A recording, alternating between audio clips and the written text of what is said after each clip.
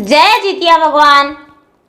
प्रेम से बोलिए जितिया भगवान की जय, जितिया माई की जय। तो गुरु बहने, आज मैं बताने जा रही हूँ कि नहाई खाई कैसे करें और नहाई खाई कब है, और जिनका जो सास है वो नहाई खाई कैसे करें, जिनका सास नहीं है वो नहाई खाई कैसे करेंगे, और उपवास के दिन क्या करेंगे, और पारण के दिन पारण कैसे करेंगे। तो चलिए सबसे पहले आपको हम बता देते हैं कि 17 सितंबर 2022 दिन शनिवार को नहाई खाई है। तो बने ये तो आप सब कोई जान गए और जान ही रहे हैं। और 18 सितंबर को दिन रविवार उपवास है, जो माँ पूरा दिन और रात निराजल उपवास रहती है। बहने और कोई जो व्रत करते हैं, इतना बड़ा जो छठ पर्व करते हैं, तो उसमें भी यदि अर्घ देकर आते हैं तो नहीं रहा जाता है, तो पशु बन के आप पानी पी लेते हैं थाली में करके। लेकिन ये जो जितिया व्रत है, इसमें एक सिक भी नहीं खोटा जाता है, दतवन भी नहीं किया जाता है। जहां तक बहने बाल में शैम्पू, साबुन, मिट्टी कुछ भी उपवास के दिन नहीं लगाया जाता है। और बिल्कुल खड़े जल से यदि आपका साधन हो तो नदी भी जा सकते हैं, या तो तालाब है तालाब में भी जा सकते हैं, या तो पोखरा है तो उसमें भी जा सकते हैं। और नहीं होने पर लोग कहते हैं कि मन चंगा तो कटौती में गंगा। बहन जी, आप घर में ही पूजा कर सकते हैं और पूजा करके भगवान का अपना व्रत पूरा कर सकते हैं।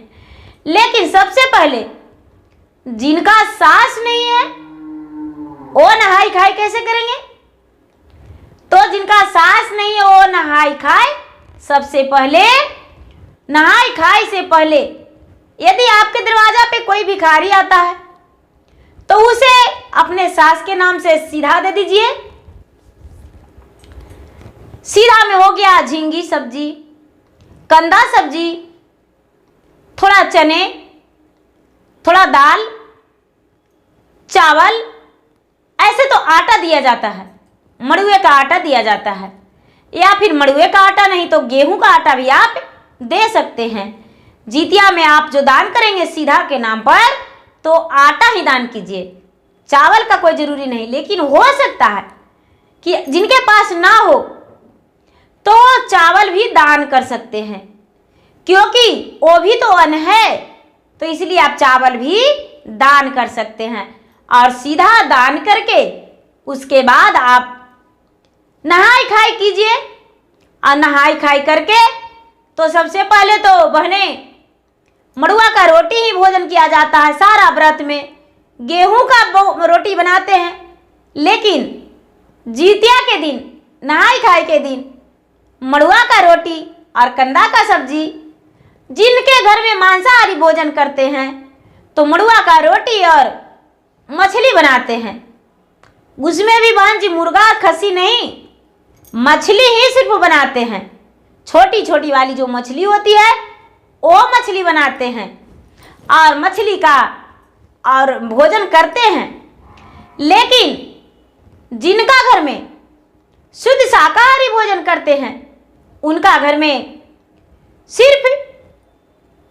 में तो तामसी भोजन भी नहीं बन सकता, लहसुन प्याज भी नहीं पड़ता।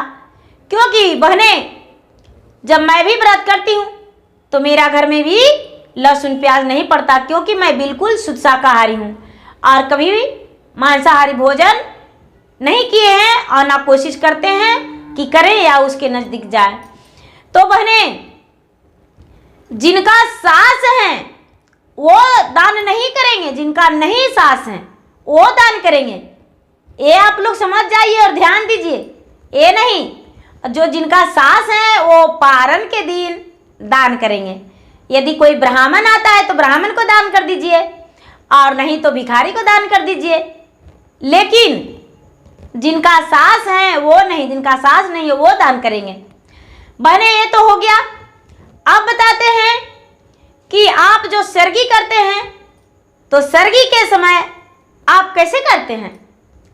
बहने आप सर्गी के समय सबसे पहले आप यदि 3 बजे सर्गी करते हैं, 3:30 में सर्गी करते हैं, तो आप 3 बजे करते हैं तो 2 बजे उठ जाइए और 2 बजे उठ के और सबसे पहले क्रियाकर्म से आप बिल्कुल शुद्ध होकर घर में झाड़ू तो जरूर लगा लीजिएगा कि जहां आप करेंगे सर्गी, क्योंकि सर्गी बिना स्नान किए नहीं किया जाता है। सर्गी जो है, सर्गी बिना स्नान किए नहीं किया जाता है, क्योंकि पूर्वजों को भी दिया जाता है, जितवाहन भगवान को दिया जाता है, चील सियारिन को दिया जाता है, और जिनका सास नहीं है वो सास को भी देते हैं। तो सबसे पहले एक पत्ते पे आप निकाल लीजिए, या तो आपके पास कस्तरी है तो कस्तरी में निकाल लीजिए, या तो कोई कटोरी भी वैसा शुद्ध है तो उसमें भी निकाल दीजिए, या आप न्यूज़पेपर पर भी निकाल दीजिए। और निकाल करके उस पे फूल और दही, चूड़ा, यदि नहीं तो बिना नमक वाला जो आप झींगी का सब्जी बनाते हैं, पूड़ी बनाते हैं, वो यदि उससे भी नहीं होता है तो आप मीठा तो जरूर कुछ बनाते होंगे घर में, क्योंकि बिना मीठा खाए हुए तो ये व्रत होता नहीं। माँ अपने लिए जरूर बनाती है मीठा, तो वो दीजिए और देकर ही आप नमक नहीं खाइएगा। आप जो जितिया व्रत करेंगे वो सर्गी में नमक नहीं खाइएगा, फल खा लीजिए या तो कुछ मीठा खा लीजिए। अब चलिए, तो आप समझ गए होंगे, और जो नहीं कर रहे हैं उन्हें तो समझना जरूरी है, और जो पहले से करते आ रहे हैं दीदी तो उन्हें भी यदि नहीं जानकारी होगा तो अपना देख लीजिए। और वैसे तो अपना घर में जैसे आपकी सास करते होंगे आप वो अनुसार कर लीजिए। और जिनका सास नहीं, उन्हें तो जानकारी ही नहीं है कि मेरा सास नहीं है तो मुझे पता नहीं, तो आप बताए के अनुसार कर सकते हैं। अब पारण का दिन हो गया, उपास का दिन हो गया दीदी, तो आप तालाब में स्नान करने जाते हैं, तो आप पूजन का सामान लेकर जाइए, पूजा का सामान लेकर जाइए। और यदि आपके पास हो सकता है तो केले का पत्ता ले लीजिए, नहीं तो नेनुआ, झींगी या कोई ऐसा पत्ता हो या पान के पत्ता, उस पर चढ़ाइए। वहाँ न्यूज़पेपर पे नहीं चढ़ाइएगा। जिस जगह पे आप उपास के दिन स्नान करने जाइएगा वहाँ न्यूज़पेपर पे नहीं चढ़ाइएगा। यदि आपके पास पीला फूल हो जाता है तो बड़ी खुशी का बात है दीदी, आप पीला फूल भगवान जी को चढ़ाइएगा और वहाँ पर जितवाहन भगवान को प्रेम से पूजा करिए।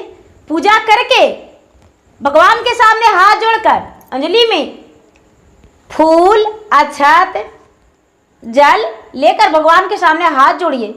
हाथ जोड़कर और भगवान से अपना ध्यान में जो लगाए हैं कि हे भगवान, हम आपका व्रत में हूँ और मेरे पुत्र को कामना कीजिए, रक्षा कीजिए, वो आपको बताना होगा भगवान को ध्यान धर के।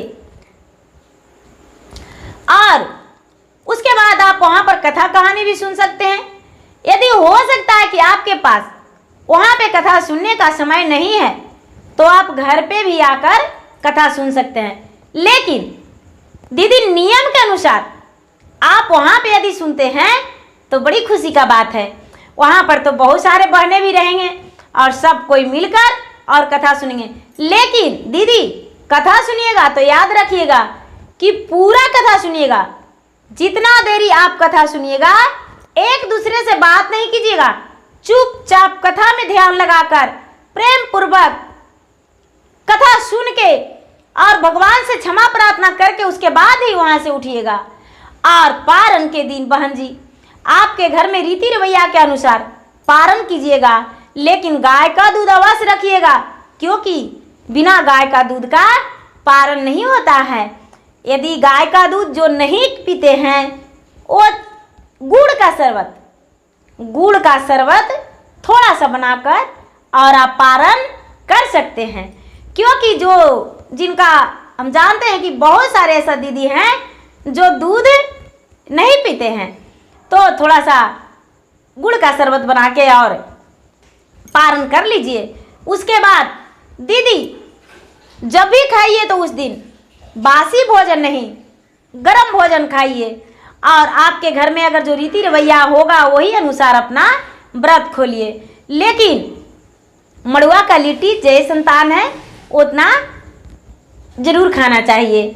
और ऐसे तो कितना नीनुआ साग, जो नुनिया साग होती है, झींगी का बीचा जो सतपुतिया झींगी होती है, और जो छोटा छोटा वाला किराए सुगै बड़ी प्रकार के उसको नाम कहते हैं, वो अरवा चावल, खीरा का बीचा, ये सब से लेकर मुंह में और दूध पीकर और निगल जाते हैं और व्रत को खोल देते हैं।